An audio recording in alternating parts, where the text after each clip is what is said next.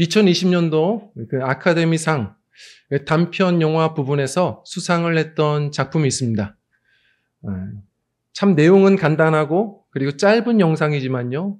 이것이 너무 여운이 오래 남아서 지금까지도 많은 사람들 입에서 입으로 계속 나누어지는 그런 영화가 아닌가 싶습니다. 이웃의 창문이죠. 내용은 그렇습니다. 좀 뒤늦게 결혼을 해서 무려 3아이를 낳고 하루하루 전쟁 같은 육아를 합니다. 이 부부가 하루도 전쟁 같은 하루를 마치고 그냥 캄캄한 밤 아이들 다 재운 다음 드디어 한숨을 돌리며 서로를 격려하고 소파에 털썩 앉게 되는데 그 건너편 집 밝은 어떤 그런 불이 빛나는 한 집안을 들여다보기 시작하죠. 이웃의 창문을 보게 됩니다. 그런데 신혼부부가 이사를 온 건지 모르는 이 젊은 남녀가 참 서로를 애틋하게 여기며 사랑으로 참 뜨겁게 안아주는 장면을 보는 거죠. 와우, 우리도 저런 때가 있었나? 그러면서도 이 3아이의 엄마는 그 다음부터 매일같이 밤마다 그 옆집 창문을 보는 게 하루의 일과의 마무리였습니다. 가끔은 보면 참 서로를 다정하게 배려해주는 모습이 눈에 보이고 때로는 음악을 켜놨는지 서로가 웃으며 즐겁게 멋지게 춤을 추는 장면들이 나오고 또 때로는 수많은 친구들을 초청해서 그런 밤새 파티를 여는 장면을 보여줍니다. 그 대단한 열정, 참 감추고 싶지만 계속 보다가 어느 순간 그런 허탈한 마음과 부러운 마음을 감출 수가 없는 것이죠. 그런데 하루는 그 옆집 창문을 보는데 거기 있는 젊은 여인이 뭔가 상실감이 느껴집니다. 그래서 가만히 봤더니 침대에 그 젊은 남자가 누워있는 거죠. 어디가 아픈가? 근데 그런 날들이 하루 이틀 계속되어지더니 언젠가는 그 집안에 낯선 사람들이 들어옵니다. 그러니 그 남편 앞에 그 침대 앞에 가까이 가더니 천으로 싸서 결국은 데리고 가게 되죠. 죽을 병이었구나. 그 순간에 이 두 젊은 남녀의 팬이 되어버린 이 3아이의 엄마가 마구 뛰쳐나가서 그 집 앞에 그냥 갑니다. 그랬더니 아니나 다를까 그 1층까지 울면서 내려온 그 젊은 아내가 눈에 보이는 것이죠. 괜찮아요? 그냥 위로하고자 했는데 그 여인이 네, 괜찮습니다 하면서 쳐다보다가 갑자기 놀랍니다. 반전이죠.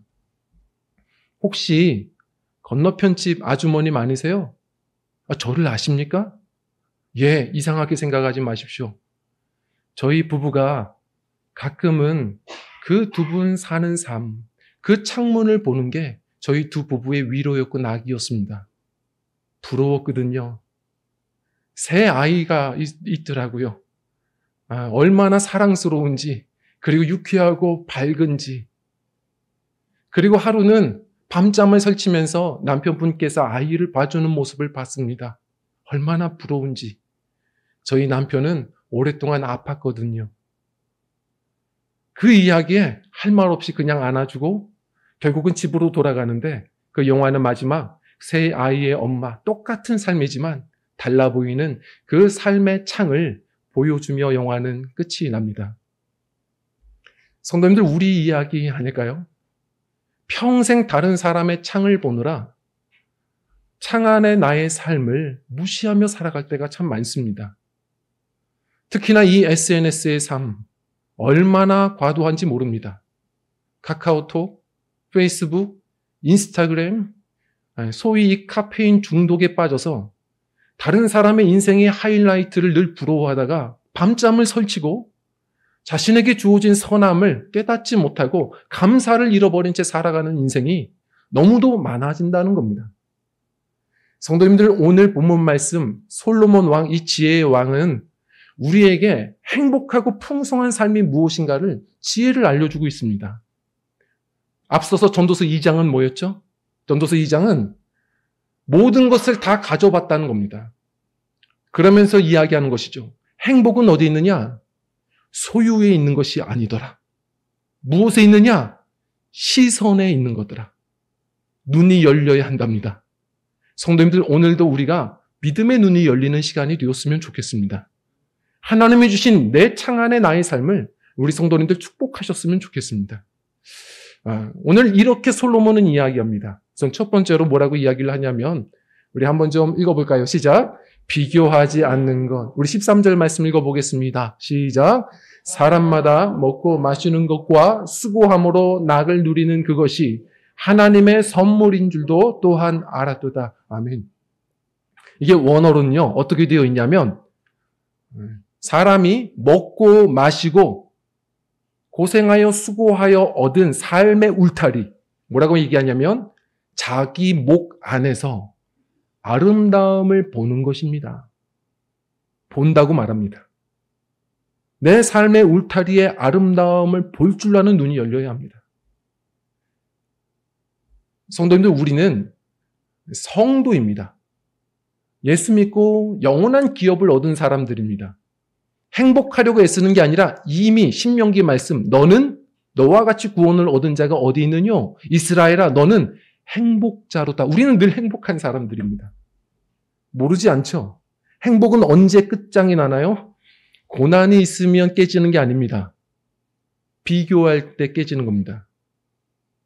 화려하지 않아도 정결하게 사는 삶, 가진 것이 적어도 감사하며 사는 삶. 늘 찬양이 나옵니다. 언제까지요? 내 앞에 김 집사가 화려한 옷 입고 지나갈 때까지. 내 앞에 박 권사가 가진 것이 많다고 자랑할 때까지. 내 앞에 비교 대상이 생기기 시작하면 그 순간부터 하나님도 보이지 않습니다. 절망합니다. 삶은 똑같은데요. 어떤 교회죠? 항상 교회마다 유아실이 있습니다. 자모들은 유아들을 또 케어하며 예배하는 게 늘 만만치 않아요. 근데 우리 유아실은 참 그래도 서로가 담소를 나누고 서로가 격려하고 참 분위기 좋더라고요. 근데 어떤 교회에 어떤 자모가 이렇게 글을 올린 게 저를 웃겼습니다. 하루는 여긴 좀 큰 아이들도 유아실에 있나 봅니다. 그렇게 장난치다가 이 아이가 엄마 무릎팍에서 그날은 예배 시간에 잠을 자더랍니다. 얼마나 이쁜지. 이렇게 머리를 쓰다듬어주고 아이를 계속 재웠답니다. 그런데 아이는 자고 있었어요. 그런데 자모들이 서로의 자녀들 자랑 배틀이 시작이 됐습니다. 한 분이 뭐라고 하냐면 우리 아이가 이번에 어린이집에서 영어를 배우는지 영어로 인사하고 대화하더라고. 그러냐고. 근데 또 어떤 아주머님이 우리 딸이 이번에 생일에 피아노로 연주해서 선물해줬다고. 연주해줬다고. 피아노 칠 줄 알아요? 별거 아니야. 체르니 30. 이러면서 계속해서 자랑을 하는 겁니다. 그랬더니 계속 자랑을 듣다가 그렇게 쓰다듬어 주던 아이를 갑자기 꿀밤을 때렸답니다. 아이는 자고 있었습니다. 똑같은데 비교군이 생기기 시작하면 내 인생이 비교급으로 갑자기 최상급에서 떨어지기 시작합니다. 성도님들, 성경에서 왜 자꾸 다른 사람과 비교하지 말라고 할까? 시기와 질투가 반드시 일어납니다. 그것은 죄입니다. 왜 죄일까요? 왜 시기와 질투가 죄냐면 하나님이 내게 주신 선함을 무시하는 일이기 때문에 그렇습니다. 하나님은 나에게도 늘 선하신 분입니다. 그것을 무시하며 사는 겁니다. 자기를 파괴합니다. 하나님이 주신 아름다운 삶인데요. 사울 왕 보십시오. 이스라엘의 초대 왕까지 세워줬는데 뭐가 부족하다고? 어린 소년 다윗을 질투하다가 사명을 잃어버립니다. 대제사장 보십시오. 뭐라고 얘기하죠? 마가복음, 마태복음 똑같습니다. 예수님을 시기하여 빌라도에게 넘기었더라. 시기와 질투는 우리의 마음도 영혼도 깎아먹는 일들입니다. 어떻게 하면 좋을까요? 예전에 한 인지심리학 교수, 김경일 교수가 했던 말이 있습니다. 우리가 왜 자꾸 다른 사람과 비교할까? 그 이유는 저는 공감했습니다. 엇비슷해서 그렇다. 엇비슷합니다. 예를 들어 층수도 비슷해야 서로가 보이는 겁니다. 이게 차이가 나면 안 보여요. 예를 들어서요. 우리 여성도님들 한번 들어보십시오. 송혜교, 전지현 이쁘다는 소리에 질투가 나십니까? 전혀 안 납니다. 축복할 수 있습니다. 축복할 수 있어요. 중요한 건 내 옆에 송집사, 전집사가 이쁘다는 소리가 미치겠는 겁니다. 빌 게이츠가 주식으로 돈 벌었다 전혀 부럽지 않습니다. 이은일 목사가 지나가다 10,000원 주었다. 이게 그냥 부러운 거죠. 엇비슷할 때 화가 나는 겁니다. 성도님들, 우리가 다른 사람을 축복하며 살아가는 인생, 다른 사람도 봐야 되지만 순서가 있는 겁니다. 노아의 방주도 보면 저 하늘에 공중에 창문, 위로 난 창문 하나만 두었다고 말합니다. 특히나 내 인생에 풍랑이 일어날 때 그때 하셔야 될 일은 먼저 위로 난 창, 믿음의 눈 뜨면 가장 위에 계신 주님이 보여요. 주님을 보셔야 합니다. 여전히 내 인생을 아름답게 지으시고 아름답게 보시는 주님. 내 인생을 에베소서 2장 10절 말씀처럼 작품으로 완성해 가시는 주님. 비교할 수 없는 아름답게 나의 창을 바라봐 주시는 주님을 먼저 보셔야 됩니다. 그러면 비교해지지가 않습니다. 예전에 제가 소개해드렸지만 미즈노 겐지라고 하는 전신마비, 눈만 깜빡거리는 시인이 삶이라는 너무 유명한 시를 남기죠. 뭐라고 합니까? 하나님의 크신 손 안에서 달팽이는 달팽이답게 가고 닭장의 들꽃은 닭장의 들꽃같이 피고 청개구리는 청개구리답게 운다. 하나님의 크신 손 안에서 나는 나답게 산다. 얼마나 멋지고 아름답습니까? 눈만 깜빡거렸지만 그는 찬양했습니다. 자신이 할 수 있는 것을 찾았습니다.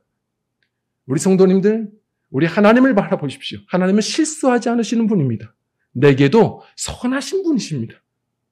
그 주님을 찬양하며 주님을 바라보며 내 인생을 여전히 실수 없이 완성해 가시는 주님을 감사하고 찬양하며 나아갈 수 있는 믿음의 권속들이 되셨으면 좋겠습니다. 그리고 두 번째로 우리 함께 읽어볼까요? 시작. 모든 순간이 선물임을 아는 것입니다. 우리 11절 말씀 우리 상반절만 읽어볼게요. 시작. 하나님이 모든 것을 지으시되 때를 따라 아름답게 하셨고. 아멘. 자, 전도서 3장은 1절부터 보시면 알겠지만 계속 반복됩니다. 날 때가 있고 죽을 때가 있고 기쁠 때가 있고 슬플 때가 있고 심을 때가 있고 거둘 때가 있고 때에 대해서 28개를 얘기합니다. 이걸 이런 때 저런 때 외우시려고 할 필요가 없습니다. 유대인들에게 숫자는 이게 상징입니다. 의미가 있는데 7은 아시죠? 완전수고요. 4는 이 세상의 사방에 대한 이야기입니다. 이것이 곱해지면 의미 있는 수가 되거든요. 7 곱하기 4는 28입니다. 다시 말해 스토트 목사님, 로이드 존스 여러 신학자들이 얘기하는 것처럼 이 28가지는 요런 때를 외울 필요 없어요. 인생, 세상 만사입니다. 모든 내가 경험하는 순간들이에요. 모든 경험하는 때와 순간들이 하나님이 내게 주신 아름다운 때임을 보는 겁니다. 이게 원어로 보면 가장 적절하게 주시는 순간이라는 걸 우리가 아는 겁니다. 하나님 지금 실수하신 것 아닐까? 하나님은 실수하지 않으십니다. 그 고난의 순간마저 하나님은 가장 적절할 때 우리에게 주시는 분이라는 겁니다. 한번 묻죠. 제가 예전에 남이섬에 가본 적이 있습니다. 오래전이었는데요. 지금은 어떤지 모르겠는데 그때에 딱 배를 타기 전에 이 팜플렛을 보는데 남이섬에 대한 사진을 이렇게 4장을 보여줍니다. 참 신기했던 건 똑같은 자리에서 사진을 찍었습니다. 그런데 봄, 여름, 가을, 겨울을 찍었더라고요. 근데 제가 놀랬던 건 뭔지 아십니까? 이 중에서 어떤 게 가장 아름다운 남이섬이냐 묻는다면 걸을 타선이 없는 겁니다. 다 이쁜 거예요. 겨울은 꽃이 없어요. 그런데도 겨울 연가예요. 너무 아름답습니다. 성도님들 묻겠습니다. 어느 때를 그리워하시는 겁니까? 하나님의 인터뷰라는 유명한 예전에 인터넷 글이 있었죠. 하나님께서도 신기해 하시는 것이 있다. 그게 뭐냐면 우리 사람들이 어릴 때에는 어른이 되고 싶어 하고 어른이 되면 어린이였을 때를 그리워한다는 겁니다. 우리 학생들 있습니다. 부럽죠? 우리 주일학교 아이들 부럽지 않습니까? 노래 안 해도 됩니다. 흔들기만 해도 성도님들이 열광합니다. 조금 크면 열심히 노래해야 됩니다. 우리 성도님들, 또 청년 선생님들 부럽죠? 청년 선생님들은 학생들을 또 부러워합니다. 어른들 부럽죠? 시험 볼 일 없잖아요. 어른이 되면 시험 들 일이 많습니다. 서로가 부러운 겁니다. 그러나 항상 우리가 다른 사람의 인생의 때를 부러워하다가 오늘 내게 주신 이 아름다운 때를 놓칠 때가 많다는 겁니다. 이 영화를 보면 느낍니다. 그 세 어린아이들은 아름답지 않나요? 그 젊은 그 부부들은 아름답지 않습니까? 조금 늦은 중년의 이 부부들은 헌신하며 사는 그 삶들 아름답지 않습니까? 죽음을 앞두고도 끝까지 아내를 사랑하는 그 젊은 남편은요, 아름답지 않습니까? 모든 순간이 아름답습니다. 제가 전에도 말씀드렸지만 저랑 함께 공부해온 항상 그 박절동 목사님이 이때마다 생각납니다. 저는 충격이었거든요. 그렇게 공부할 수 있는 머리만 남겨놓으시고 그렇게 사고를 당해서 별 달기 얼마 전에 그렇게 총망받는 군인이었다가 사고로 결국 전역하시고 신학교에서 공부를 하셨습니다. 말도 하시는 것도 어려우세요. 근데 목사님 힘들지 않으세요? 저 처음에는 사고 났을 때 원망했습니다. 그런데 요즘 감사합니다. 제가 그 사고가 아니었으면 이렇게 주님을 바라보고 신앙생활도 아름답게 해나갈 수 있었을까요? 저는 정말 앞만 보고 살았습니다. 저는 깨달았습니다. 저의 모든 순간이 그 사고 난 순간마저도 나의 구원을 위한 하나님의 최선의 선물이었음을 저는 깨닫게 되었습니다. 성도님들 잊지 마십시오. 우리는 이 세상에 그 무언가를 원하겠지만 하나님은 가장 좋은 것, 예수님을 우리에게 주시고자 우리의 구원을 완성해 가시고자 때로는 해도 주시지만 때로는 바람도 불어서 우리를 겸손케도 하시는 하나님이시라는 겁니다. 우리의 모든 순간이 가장 적절할 때 하나님 주시는 선물임을 깨닫는 것. 그것이 솔로몬이 우리에게 알려주는 가장 큰 풍성한 인생을 사는 지혜입니다. 말씀을 정리합니다. 지금도 어떤 분들은 내 인생에 좀 기적이 일어나면 내가 감사할 텐데, 내 삶에 기도하는 응답이 좀 일어나면 내가 남은 평생 감사하며 살 텐데, 성도님들 그거 거짓말입니다. 성경에 보면 이스라엘 백성들이 가장 많이 기적을 경험했던 순간이 있습니다. 그때가 언제였죠? 광야 시절이었습니다. 매 순간 구름기둥, 불기둥으로 인도하셨고 매일 아침마다 하늘에 만나를 내려주셨고 목이 마를 때마다 반석에 물을 내어주셨고 위기의 순간마다 홍해도 갈라주셨습니다. 그러나 그들은 매 순간 원망하고 불평했습니다. 눈이 열려야 합니다. 그럴 때 다니엘처럼 사자굴 앞에서도 우리는 감사하며 기도합니다. 눈이 열려야 합니다. 그럴 때 예수님이 본보이신 것처럼 어린아이의 도시락 하나 가지고도 오늘도 우리는 기쁨으로 감사하며 나누며 삽니다. 하나님께서 베푸신 인생입니다. 오늘 이 추수감사주일 그냥 지나가지 않고 우리 주님 눈을 열어주십시오. 하나님이 바라보시는 나의 인생, 아름다운 인생임을 나도 깨닫게 하여 주옵소서. 주님, 세상 사람들의 평가, 내가 생각하는 나의 관점이 아니라 하나님의 관점이, 하나님의 시선이, 하나님의 음성이 들려지게 하여 주옵소서. 사랑하는 아이야, 내가 너와 함께한다. 너의 창문도 충분히 아름답다. 너의 인생도 지금 가장 빛난다. 우리 주의 음성을 듣고 남은 평생을 감사로 살아내는, 그래서 감사할 것이 더 많아지는 우리 풍성한 인생의 여정을 살아내는 저와 성도님들의 신앙의 여정 되시기를 간절히 축원드립니다. 우리 함께 우리 찬양하고 기도하겠습니다.